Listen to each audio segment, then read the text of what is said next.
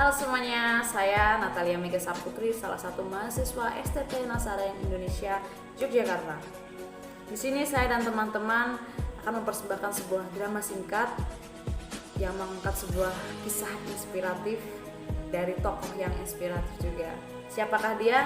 Selamat menikmati.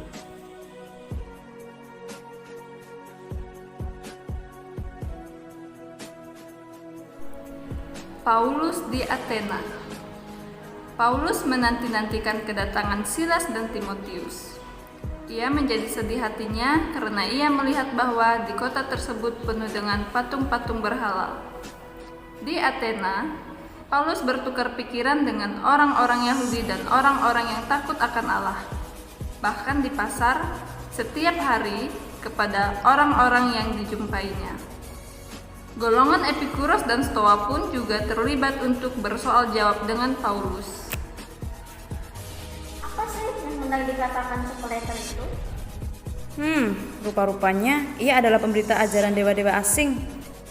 Bolehkah kami tahu ajaran baru mana yang kau ajarkan ini? Sebab engkau memperdengarkan kepada kami perkara-perkara yang aneh. Karena itu, kami tidak tahu apakah artinya semuanya ini. Untuk itu, mari ikut kami untuk menjelaskan semua ajaranmu itu. Sesampainya di Areopagus, Paulus mulai menyampaikan pengajarannya.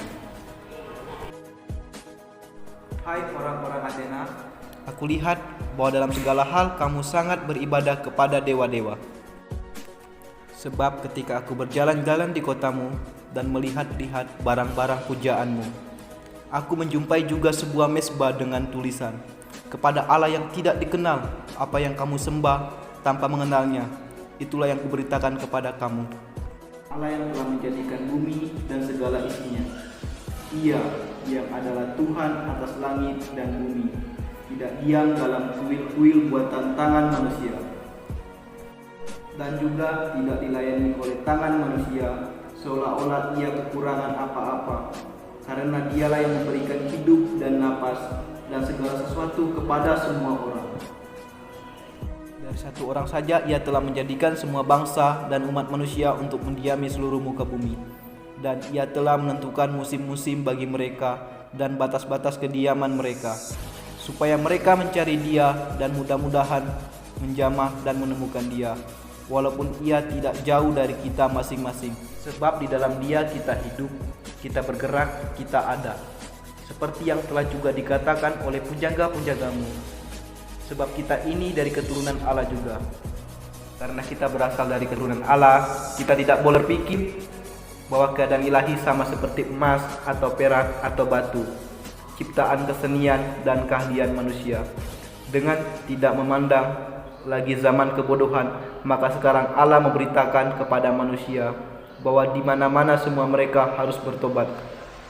Karena Ia telah menetapkan suatu hari pada waktu mana Ia dengan adil akan menghakimi dunia oleh seorang yang telah ditentukannya, sesudah Ia memberikan kepada semua orang sesuatu bukti tentang hal itu dengan membangkitkan Dia dari antara orang mati.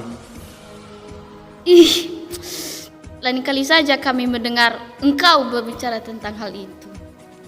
Beberapa orang yang mendengarnya mengejek dia. Namun, ada juga beberapa orang laki-laki menggabungkan diri dan menjadi percaya. Di antaranya ialah Dionysius, salah seorang majelis Areopagus, serta perempuan yang bernama Damaris.